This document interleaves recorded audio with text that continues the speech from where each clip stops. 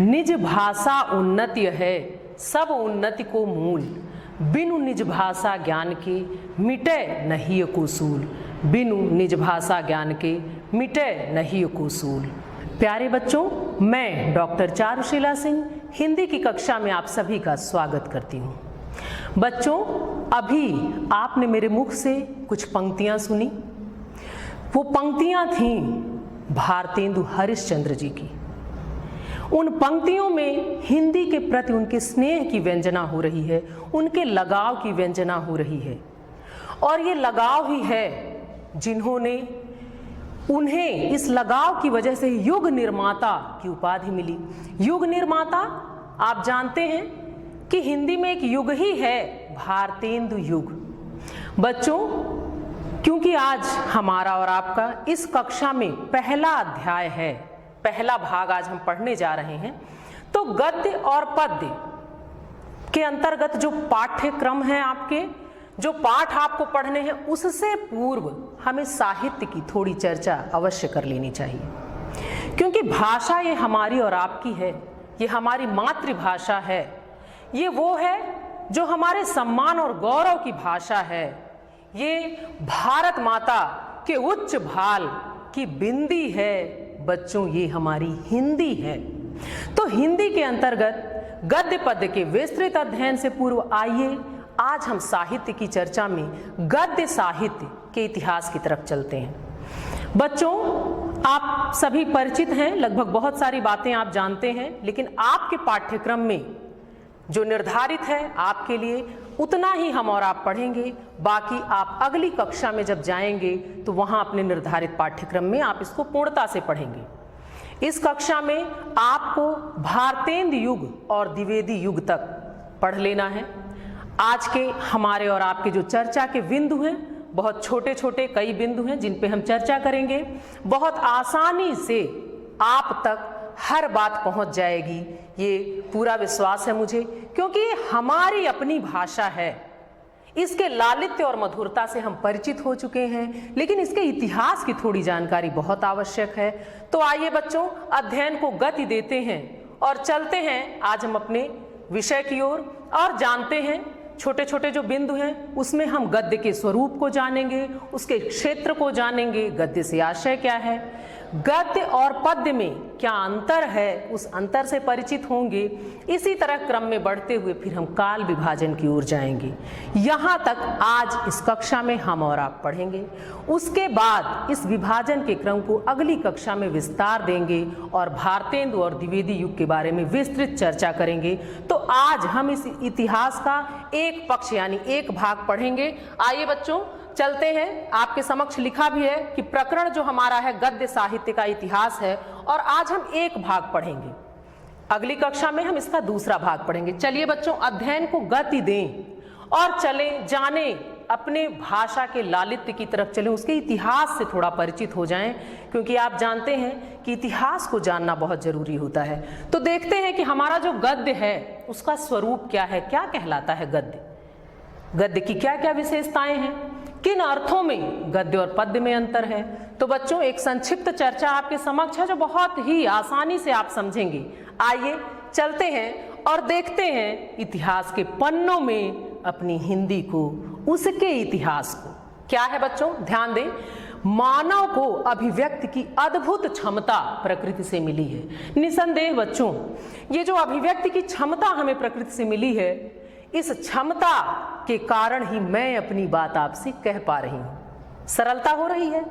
आप अपने संशय, अपनी बात, अपने प्रश्न मुझसे कर सकते हैं, क्योंकि हमें प्रकृति ने अभिव्यक्ति की अनमोल क्षमता से नवाजा है।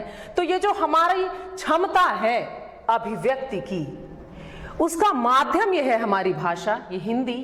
तो यहाँ जो बात बताई जा रही है बहुत आसान है। आप समझ रहे हैं कि अगर ये भाषा न होती तो हम अपनी बात आप तक कैसे पहुंचाते, आप अपनी बात मुझ तक कैसे पहुंचाते। और प्रकृति के ये अनुपम उपहार, अनमोल उपहार, ये क्षमता, ये दक्षता हमें और आपको प्राप्त है। तो गद्य के स्वरूप को जाने कि क्या है ये। भाषा के माध्यम से वह अपने विचारों, भावों, अनुभूतियों आदि को दो प्रकार से व्यक्त करता है। हम और आप ये जो भाषा है इसके माध्यम से अपनी बात कहते तो हैं बच्चों, लेकिन दो रूपों में कहते हैं। वो कौन कौन से रूप हैं? गद्य रूप या पद्य रूप में। हम दो तरीके से अपनी बात हिंदी में बोल पाते हैं। मानवीय अभिव्यक्ति के इन दो रूपों को हम क्रमशः गद्य साहित्य और दूसरा पद्य अर्थात काव्य कहते हैं। आप परिचित भी हैं बच्चों कि हम दो तरीके से अपनी बात कहते हैं, या तो हम सीधे सीधे गद्यात्मक ढंग से कह लें, या उनको छंदों में बांधकर थोड़ी कलात्मकता के साथ, थोड़ी रसमयता और अलंकारमयता के साथ अलंकारिक ढंग से अपनी बात सामने वाले तक पहुंचाते हैं। ये दो माध्यम प्रकृति से हमें मिले हैं, अभिव्यक्ति के रूप में मिले, और हमने इन दो रूपों में अपनी बातों को कहना सीखा। आगे आइए बच्चों, देखते हैं गद्य के बारे में ही हम पढ़ रहे हैं कि गद्य क्या स्वरूप है। तो आप देखिए कि गद्य में हम कैसे कहते हैं। गद्य हमारे दैनिक जीवन में प्रयुक्त होने वाली भाषा का नाम है, और उसका छंदोबद्ध रूप जो होता है पद्य अर्थात काव्य कहलाता है।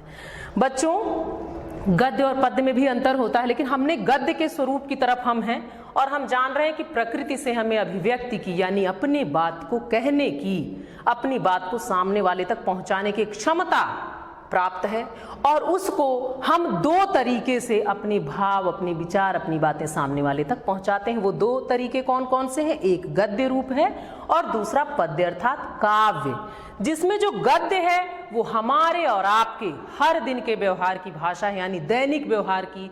हमें किसी से कुछ मांगना हो, कुछ कहना हो, बड़ी सरलता से गद्य में हम अपने भाव सामने वाले तक तुरंत उसी सहजता में पहुंचा देते हैं। और जब उसी बात को हम छंदों में बांध देते हैं, तब जो रूप हम प्रस्तुत करते हैं या जो हम बोलते हैं जिस रूप में, जब वो छंदबद्ध हो जाता है तो वो पद्य अर्थात काव्य बन जाता है।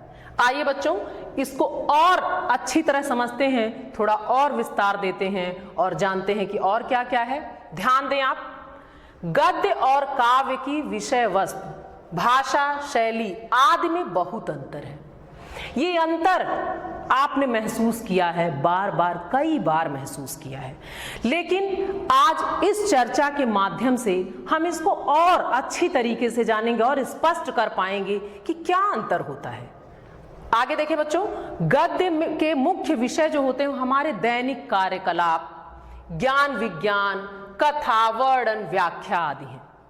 ये जो सारी चीजें, जैसे कहीं कोई कथा चल रही है, कोई बातचीत का प्रसंग चल रहा है, घर में आपसी व्यवहार और बातचीत वार्तालाप में जो हम प्रयुक्त करते हैं, तो वो जो भाषा होती है, जो हिंदी साहित्य का, हिंदी गद्य का हम प्रयोग करते हैं, तो ये गद्य के अंतर्गत आता है, जो सामान्य बातचीत हम करते हैं। लेकिन आप आगे देखें कि इतना तो हमने कर लिया कि दैनिक जो ज्ञान विज्ञान है, कार्यकलाप है, कथा, वर्णन, व्याख्या, इसमें हमने क्या किया? गद्य का रूप लिया। लेकिन जबकि काव्य के विषय बहुत कुछ काल्पनिक और छंदबद्ध हैं, तो जब हम गद्य में अपनी बातों को कहते हैं तो उसमें कल्पना बहुत ज्यादा नहीं पिरोते हैं, उसको सीधे सीधे। ये गद्य की विशिष्टता है, ये उसकी शक्ति है कि हमने जो सोचा, हमारे मन में जो भाव आया, हमने उसी रूप में सामने वाले को वहां तक पहुंचा दिया और उसका प्रभाव वहां तक पड़ गया। लेकिन जब हम थोड़ा कल्पना उसमें घोल देते हैं, उसे छंदों में बांध देते हैं, थोड़ी रसमयता उसमें ला देते हैं, तब वो पद्य में आ जाता है, वो काव्य कहलाने लगता है। और यही अंतर होता है। वस्तुतः तो हम दोनों ही तरीकों से अपनी बात पहुंचाते हैं, लेकिन गद्य में हम सीधे सीधे वैसे ही पहुंचाते हैं जैसा कि हम सोच रहे हैं, कर रहे हैं, सामान्य बातचीत। लेकिन पद्य के लिए उसमें थोड़े से आवश्यक बदलाव करने पड़ते हैं, उसको कुछ नियमों से बांधना पड़ता है, थोड़ी कलात्मकता लानी पड़ती है, थोड़ी वाक्पटुता और घोलनी होती है, क्योंकि उसमें छंद के नियम होते हैं। और जो गद्य है वो नियमों से मुक्त होती है, उसमें कोई बंधन नहीं होता, वो जैसे मन में भाव आए स्वतः वैसे हमने आगे बढ़ा दिया। तो ये वस्तुतः देखिए गद्य के और पद्य के स्वरूप में जो अंतर है। आगे बच्चों देखिए, लेकिन गद्य की विशिष्टता को और आप परिचित हों, इसके बारे में क्या कहा जाता है कि वस्तुतः गद्य को कवियों की कसौटी मानते हुए कहा गया है, गद्यम कवि नाम निकषम वदन्ति। बच्चों ध्यान दीजिए, अभी आपने सुना तो आपको लगा होगा कि मैं कह रही हूं कि काव्य के लिए उसे छंदों में बांधना होता है, रसमयता लानी होती है, उसमें अलंकारों का प्रयोग करना पड़ता है। बिल्कुल सही है बच्चों, लेकिन फिर भी इस पंक्ति को देखें, गद्यम कवीनाम निकषम वदन्ति, फिर भी जो कसौटी मानी गई है, जिस पर परख होती है, उसे गद्य ही माना गया है। इसी पर वस्तुतः परखा जाता है, परीक्षा होती है कवियों की। आगे देखें, फिर भी इसमें अपने विचारों एवं भावों को अभिव्यक्त करना अपेक्षाकृत सरल होता है। वस्तुतः ये भले कवियों की कसौटी है, लेकिन आप सभी जानते हैं कि गद्य में अपनी बात सामने वाले तक पहुंचाना बहुत आसान होता है। कोई भी व्यक्ति इसका प्रयोग, अब आप बच्चों ध्यान से देखें कि ये जो गद्य है इसका प्रयोग, कोई भी व्यक्ति इसका प्रयोग काव्य की अपेक्षा अधिक सरलता से कर सकता है। क्यों है ऐसा? काव्य के लिए बच्चों आप जान रहे हैं कुछ नियम हैं, उनकी जानकारी होनी चाहिए, उनको पिरोने में एक समय लगेगा, उसको छंदों में बांधने के लिए एक समय लगेगा। लेकिन गद्य आपके मन में भाव आए और आपने उसको अभिव्यक्त कर दिया, सामने वाले तक पहुंचा दिया, तो ये विशिष्टता, ये अंतर है और गद्य को कवियों की कसौटी कहा गया। आइए बच्चों चर्चा को और आगे बढ़ाते हैं और जानते हैं गद्य की उपादेयता और महत्ता। हर चीज की अपनी उपयोगिता और अपना महत्व है, जीवन क्षेत्र में भी और अध्ययन के क्षेत्र में भी। तो अध्ययन के क्षेत्र में जो गद्य है इसकी उपादेयता, इसकी महत्ता क्या है, आइए इसको हम जानते हैं और स्पष्ट करते हैं कि आखिर गद्य की उपादेयता और महत्ता इस शीर्षक के अंतर्गत, इस चर्चा के अंतर्गत हम क्या बताना चाह रहे हैं। आइए स्पष्ट करते हैं। बहुत ही आसान है, आप तक मेरी बातें बहुत आसानी से पहुंच रही होंगी, क्योंकि भाषाई एकता है, ये वो भाषा है जिससे आप पूरी तरह परिचित हैं और हम जिसके बारे में पढ़ रहे हैं वो हमारी और आपकी भाषा है। तो जब सब में एक रूपता है, एक साम्य है, तो ये बहुत आसानी से हमारे और आप तक पहुंचेगी। आइए देखते हैं कि क्या है गद्य की उपादेयता और महत्ता। गद्य का लक्ष्य विचारों या भावों को सहज, सरल, सामान्य भाषा में विशेष प्रयोजन सहित प्रकट करना है। बच्चों देखिए कि गद्य का लक्ष्य क्या होता है, उसका उद्देश्य क्या होता है, वो क्या चाहता है। वो विचारों और भावों को एक विशेष प्रयोजन में जो हमने निर्धारित किया, हमें जो बात कहनी है उस ढंग से वो अपनी बात को बहुत आसानी से सामने वाले तक पहुंचा देता है या कह देता है। गद्य की भाषा पूर्ण रूप से व्यावहारिक होती है, इसमें कोई मिलावट नहीं। व्यावहारिक कहने का मतलब हमें कुछ सोचना नहीं, हर दिन के व्यवहार में हम जिस भाषा का प्रयोग कर रहे हैं, मन में भाव आए और हमने तुरंत सामने वाले से अपनी वो बात कह दी, तो ये एक व्यावहारिकता है जो हमारे आप में घुली हुई है। मुझे यहाँ से जो कहना है, मैं स्वाभाविकता से आपसे अगर कह रही हूं, तो गद्य के इस स्वरूप में मैं अपनी बात आप तक पहुंचा रही हूं, तो जो भाव जिस रूप में आ रहे हैं मैं स्वतः वैसे ही आप तक उसी रूप में तुरंत पहुंचा रही हूं। ये व्यावहारिकता है गद्य की, जो घर में आपस में आप लोग वार्तालाप के समय आप पिताजी से बात करते होंगे, माताजी से बात करते हैं, मित्रों से बात करते हैं, किसी चर्चा में अपनी बात रखते हैं, तो ये जो व्यावहारिकता है, ये जो सहजता, सरलता होती है, बातों को पहुंचाने की जो सुगमता होती है, वो वस्तुतः व्यावहारिकता ही होती है, क्योंकि हमारे व्यवहार में है। इसके लिए हमें आवश्यक रूप से अलग से कुछ भी नहीं करना होता है। आगे देखें, वक्ता जो कुछ सोचता है उसे तत्काल व्यक्त भी कर सकता है, कि जो भाव मन में आए, अगर गद्य है वो माध्यम, तो आपने तुरंत व्यक्त कर दिया, आपको रुकना नहीं है, स्वयं को रोकना टोकना नहीं, क्योंकि इसमें कोई नियम नहीं है। आगे देखिए, काव्य के समान इसमें तुक, छंदबद्धता, अलंकारिकता आदि लाने के लिए प्रयत्न नहीं करना पड़ता। लेकिन जब आपको कोई बात सामने वाले से कहनी हो और आपको अगर उसे काव्य में कहने का मन है, तो आप जान रहे हैं आप तुरंत नहीं कह सकते। गद्य के भाव मन में आए, हमने तुरंत आप तक पहुंचाया। लेकिन जब पद्य का भाव आ रहा है, आप वही बात पद्य में कहना चाह रहे हैं, तो आपको वहां रुकना पड़ेगा। क्यों? क्योंकि पहले उन भावों को पिरोना पड़ेगा उन पंक्तियों में जिनमें तुक होंगे, जिनमें छंदों का ध्यान रखेंगे, जिनमें अलंकार होगा, जिनमें रसमयता पिरोने के लिए आपको रुकना पड़ेगा। तो ये विशिष्टता हमारे गद्य की है कि हमें विराम नहीं लेना पड़ता, ये हमें रोकता नहीं है, ये स्वाभाविकता बनाए रखता है और हम अपनी बात तुरंत बड़ी सहजता से सामने वाले तक पहुंचा देते हैं। ये विशिष्टता है हमारे गद्य की, ये महत्व है। गद्य में संवेदनशीलता की अपेक्षा विचारों की प्रधानता रहती है। गंभीर बातें आपको कहनी हो तो आप जानते हैं बच्चों, हम गद्यात्मक ढंग से ही कह सकते हैं, क्योंकि पंक्तियों में पिरोने पर भाव भी कहीं कहीं खंडित होने लगते हैं। हमने जिस रूप में सोचा, विचार जिस तरह हमारे मानस में आए, हम वैसा ही सामने वाले तक पद्य में नहीं पहुंचा सकते, क्योंकि वहां नियमों की ज़रूरत है, वहाँ कुछ छंदों की ज़रूरत है, वहाँ एक नियम है जिस पर हमें निर्वाह करते हुए उन पंक्तियों की सर्जना करनी है। लेकिन जो गद्य होता है वो उस स्वाभाविकता से ही सामने वाले तक पहुँच जाता है। तो जो बात की गंभीरता है, जो विषय की गंभीरता है, वो खंडित नहीं होती, वो उसी रूप में सामने वाले तक पहुँचती है। ये विशिष्टता है हमारे गद्य की। अभी आपको मैंने बताया गद्य में संवेदनशीलता की अपेक्षा विचारों की प्रधानता रहती है। अतएव वर्णन, कथा, विचार, तर्क, व्याख्या, अनुसंधान के लिए गद्य ही सर्वाधिक समर्थ एवं उपयुक्त माध्यम है।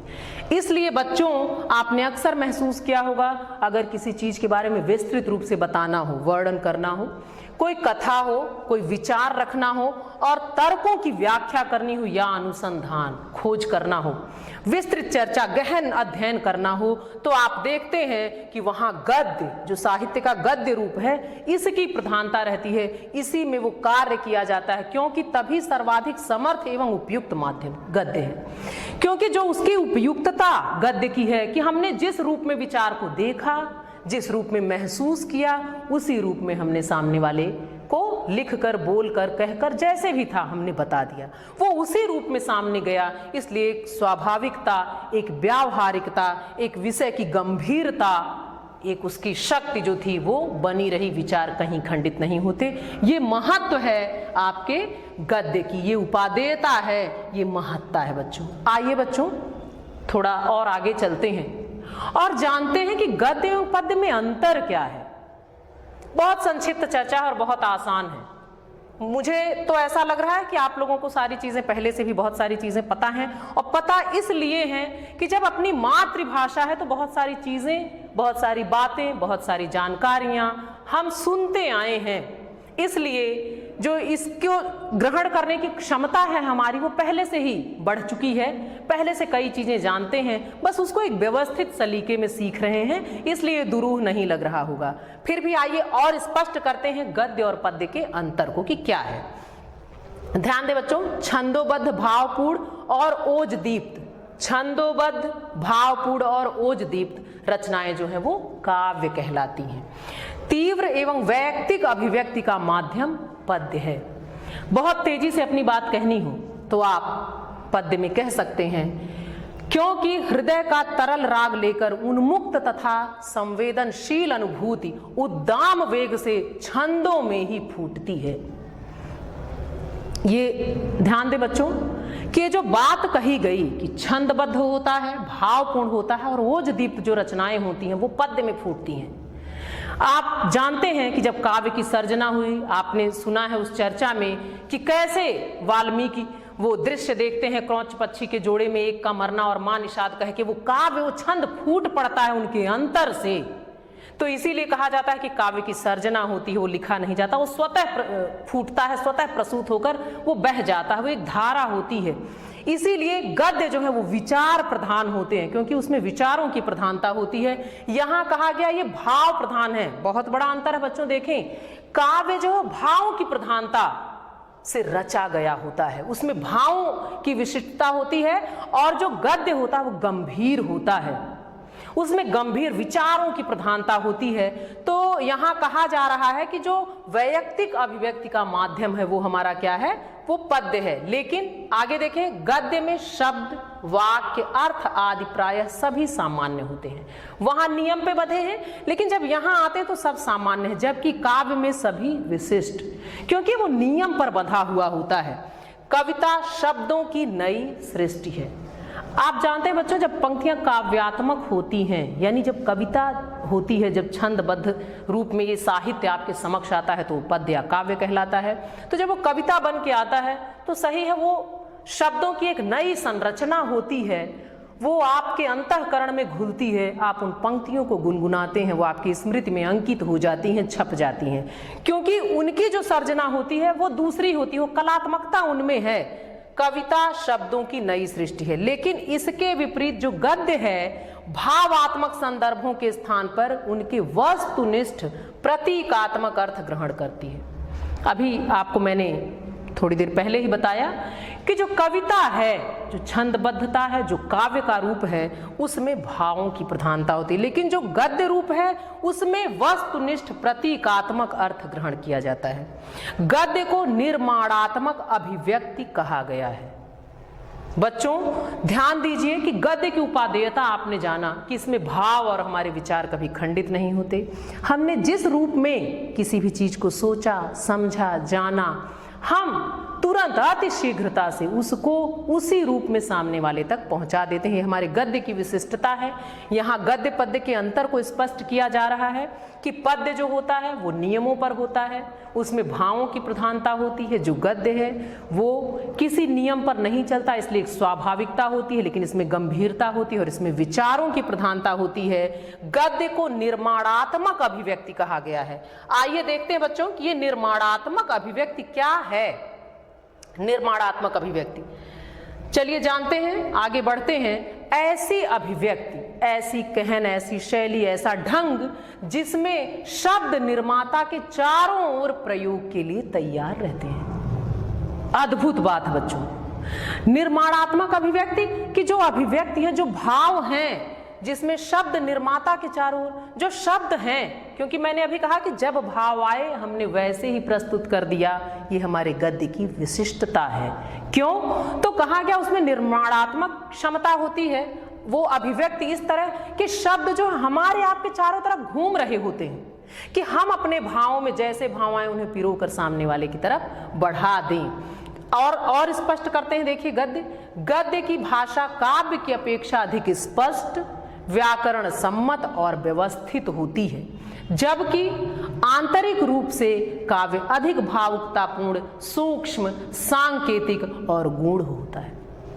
ये आपके गद्य की महत्ता है और ये गद्य पद्य का एक अंतर है कि गद्य की जो भाषा है वो काव्य की अपेक्षा अधिक स्पष्ट, व्याकरण सम्मत, व्यवस्थित होती है, जबकि आंतरिक रूप से काव्य अधिक भावुकतापूर्ण, सूक्ष्म, सांकेतिक और गूढ़ होता है। उक्ति, वैचित्र्य और अलंकरण की प्रवृत्ति भी काव्य में गद्य की अपेक्षा अधिक होती है। ये अंतर हम जान लें। उक्ति, वैचित्र्य यानी बातों को कहने के अलग अलग ढंग जो हैं वो, और अलंकरण की प्रवृत्ति भी काव्य में गद्य की अपेक्षा होती है।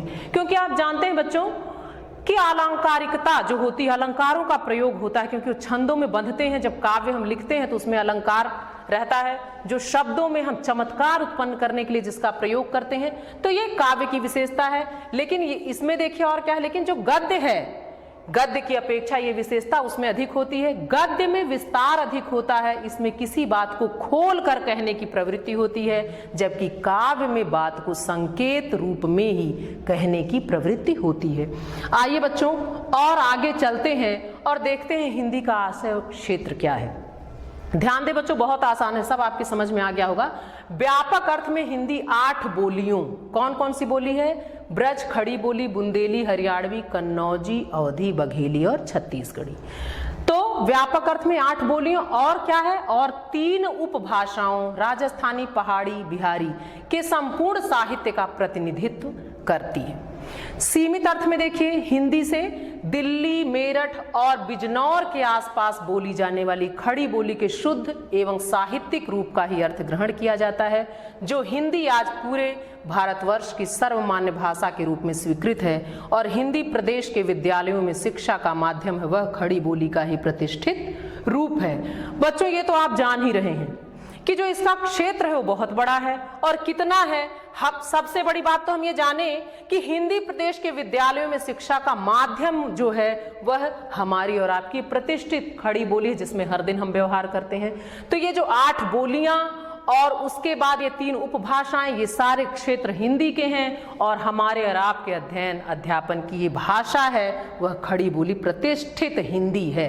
आइए एक संक्षिप्त चर्चा गद्य विकास के इतिहास की तरफ चलते हैं और देखते हैं इसमें क्या है। हिंदी गद्य विकास का एक संक्षिप्त इतिहास। हिंदी गद्य का प्रथम विकास सामान्य बोलचाल की भाषा के रूप में होता है। इतिहास, दर्शन तथा विभिन्न ज्ञान विज्ञान की अभिव्यक्ति के माध्यम के रूप में जिस भाषा का प्रयोग होता है उसे गद्य की मध्यम स्थिति माना जा सकता है। साहित्य में जिस गद्य रूप का उपयोग होता है उसे अभिव्यंजना, सौष्ठव आदि की दृष्टि से श्रेष्ठ मानना चाहिए।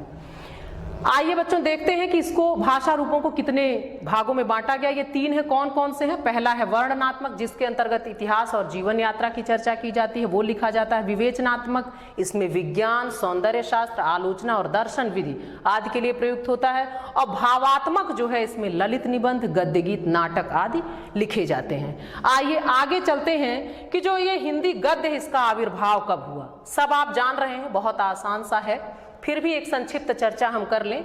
हिंदी गद्य का आविर्भाव 19वीं शताब्दी के नवजागरण काल में हुआ, जब हमारा देश मध्यकालीन रूढ़ियों से मुक्त हो रहा था, नवीन सांस्कृतिक चेतनाओं को आत्मसात कर रहा था, आधुनिक विचारों, नवीन शिक्षा पद्धति, नए वैज्ञानिक आविष्कारों के प्रभाव हमारे आपके सामाजिक जीवन पर पड़ रहे थे।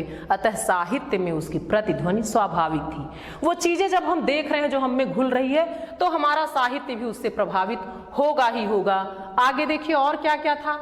इन नवीन परिस्थितियों, जब उसका प्रभाव पड़ रहा है तब इन नवीन परिस्थितियों के साथ ही शासन संबंधी आवश्यकताएं भी गद्य के नवीन माध्यम की मांग कर रही थी। इस प्रकार 19वीं शताब्दी में आधुनिकता के संवाहक के रूप में हिंदी गद्य अवतरित हुआ। हिंदी गद्य के प्राचीनतम प्रयोग राजस्थानी ब्रज भाषा में मिलते हैं। राजस्थानी गद्य हमें 10वीं शताब्दी के दान पत्रों, पट्टे, परवानों, टीकाओं व अनुवाद ग्रंथों में देखने को मिलता है। ये संक्षिप्त एक चर्चा। आगे देखें और कहां कहां ये मिल रहा है। देखें, ब्रज भाषा के गद्य का सूत्रपात संवत 1400 के आसपास हुआ। ध्यान दें बच्चों, कृष्ण भक्ति धारा के कवियों, भक्तों ने इसके विकास और संवर्धन में बहुत योगदान किया। विभिन्न पुस्तकालयों में 17वीं शताब्दी तक की लिखी हुई जो रचनाएं उपलब्ध हैं, उनमें ध्यान दें कौन कौन सी रचनाएं हैं जो मिलती हैं। उनमें गोस्वामी विट्ठल नाथ का श्रृंगार रस मंडल, गोकुलनाथ जी के 84 वैष्णवन की वार्ता, 200 वैष्णवन की वार्ता, नाभादास जी का अष्टयाम, बैकुंठ मणि शुक्ल जी का अगहन महात्म्य और वैशाख महात्म्य तथा लल्लू लाल कृत माधव विलास विशेष रूप से उल्लेखनीय है। आगे आई बच्चों, अब इसको ही हम अगली कक्षा में विस्तार देंगे। काल विभाजन जो हमारा आपका अभीष्ट है, आपके पाठ्यक्रम में सिर्फ आपको भारतेंदु युग और द्विवेदी युग तक पढ़ना है। बाकी जो शेष चर्चाएं हैं वो आप अगली कक्षा में प्राप्त करेंगे। ये आपके सिलेबस के अंतर्गत आपका जो विषय वस्तु, आपका जो पाठ्यक्रम है, जो निर्धारित पाठ्यक्रम आपका है, उसके अंतर्गत आपको भारतेंदु और द्विवेदी युग पढ़ना है। आइए काल विभाजन में थोड़ी सी चर्चा करते हैं कि जो आधुनिक काल से जहां से हमें पढ़ना उसमें क्या है। आधुनिक काल 1801 ईस्वी से अद्यतन ये चलता रहा। पहला युग आया भारतेंदु युग जो 1868 ईस्वी से 1900 ईस्वी तक, द्विवेदी युग 1900 ईस्वी से 1922 ईस्वी तक, छायावाद युग 1918 से 1937 ईस्वी तक, छायावादोत्तर 1937 ईस्वी से 1947 तक, और स्वातंत्र्योत्तर स्वतंत्रता प्राप्ति से अद्यतन, मतलब अब तक चलता ही जा रहा है। बच्चों, क्योंकि ये जो क्रम है जो आप ये देख रहे हैं, ये बहुत जगह आपको बदले हुए रूप में मिलेंगे, क्योंकि जो साहित्य का इतिहास है बहुत लोगों ने लिखा है, बहुत तरह की टीकाएं हैं, बहुत तरह के छंद, बहुत तरह के शब्दों में, बहुत तरह के भावों में, और बहुत विचारों के मंथन में अलग अलग भी आप तक पहुंच सकते हैं। लेकिन ये जो आपके पास सारणी है, जो एक काल विभाजन है, ध्यान दें नोट ये कहाँ से लिया गया है। उपर्युक्त काल गणना का निर्धारण साहित्य अकादमी द्वारा प्रकाशित हिंदी साहित्य का इतिहास पर आधारित है। अगर इसको आपको देखना हो, परखना हो, तो इस किताब में आपको यही विभाजन मिलेगा। आइए अपने अभीष्ट की ओर चलते हैं, और आज की कक्षा में हमने और आपने क्या सीखा, क्या पाया, ये जानते हैं। तो कुछ प्रश्न हैं आपको गृह कार्य के लिए दिए रही हूँ। गृह कार्य में तो आपको इसी अध्याय को एक बार आप पढ़ लीजिएगा, ताकि भारतेंदु और द्विवेदी युग की कल विस्तृत चर्चा हम आसानी से करें। तो आज के लिए गृह कार्य में गद्य पद्य में अंतर स्पष्ट कीजिए, हिंदी गद्य का आविर्भाव कब हुआ ये लिखिए, और संप्राप्ति हमने और आपने क्या पाया। हमने और आपने आज जाना कि गद्य का जो आशय है क्या है, उसका स्वरूप कैसा है, गद्य पद्य में क्या अंतर है। कल विस्तृत चर्चा करेंगे। आज के लिए इतना ही, धन्यवाद।